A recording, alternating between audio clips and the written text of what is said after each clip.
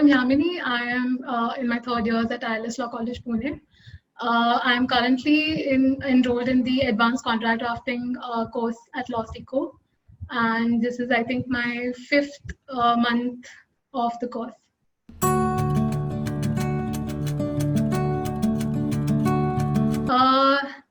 So to be very honest, I haven't completed a lot of my exercises, but for the ones that I've completed, I have mostly scored like full marks in them or received a very good evaluation.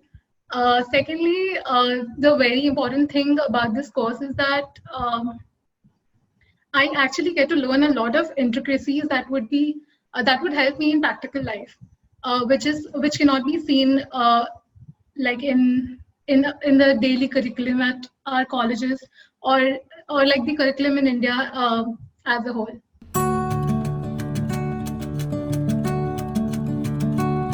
I have drafted loan agreements for single and syndicate banks. I have drafted corporate guarantee.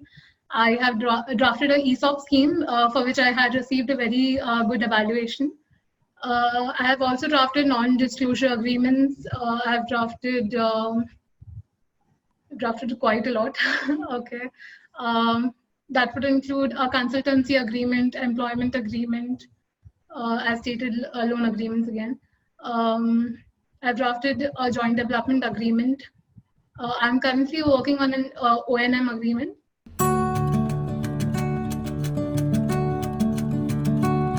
Yes, actually, there's a story behind this. 2 months back, I think I was so desperate for internship. I would mention the word desperate because that is what I ma'am as well. Internships in firms, or maybe I didn't know how to apply there. I was applying to firms, but when I always used to get rejected or something. I would just apply to a company or something after that because I was getting rejected from firms. So I went to Samanika ma'am once I joined this course, and I told her that this is the scene and I'm really desperate for internships right now because I want to pursue my career in banking laws, and that would be in a firm because I'm not interested in in-house counsel as of now. So she reviewed my CV and I didn't have a cover letter then.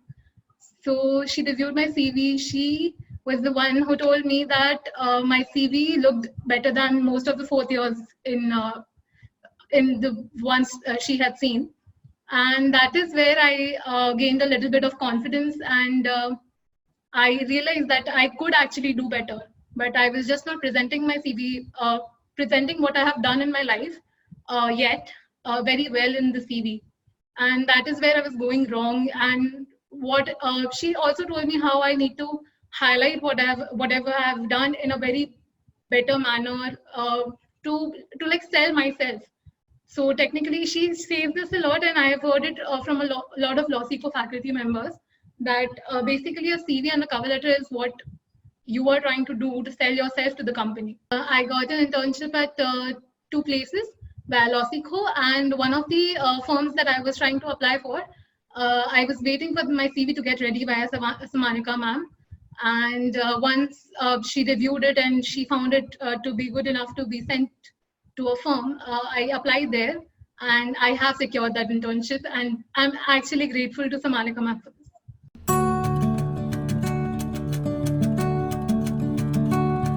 So I can't speak for everyone, but as a law student, I actually joined this course because obviously drafting is something every student, every lawyer or every law aspirant must know.